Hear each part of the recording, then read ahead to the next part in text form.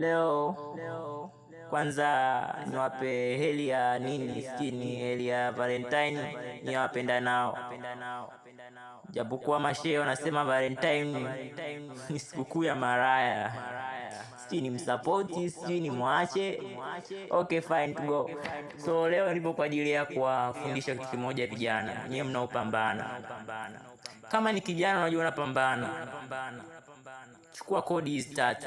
Kodi ya kwanza, hakikisha unavyopambana weka malengo.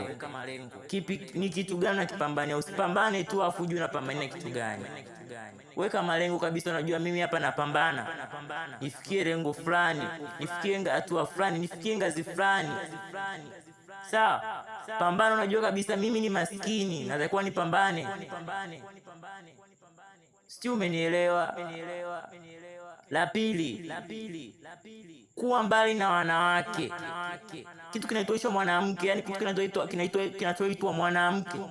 Piskali, labda nikwambie mashangingi, waweke mbali. Waweke mbali au mabongo crash. Waweke mbali, ni wabaya, watakurusha nyuma.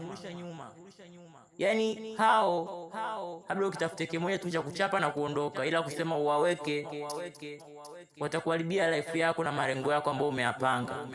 Utofika popote. Ndugu yangu, ukifika popote tupo pale tumekaa tunakuangalia.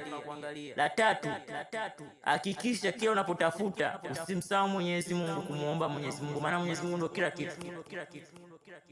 Yani kabla ya yote unayoyafanya mtangulize Mwenyezi Mungu mbele, utafanyikiwa kijana. Ila ukitanguliza mademu mbele,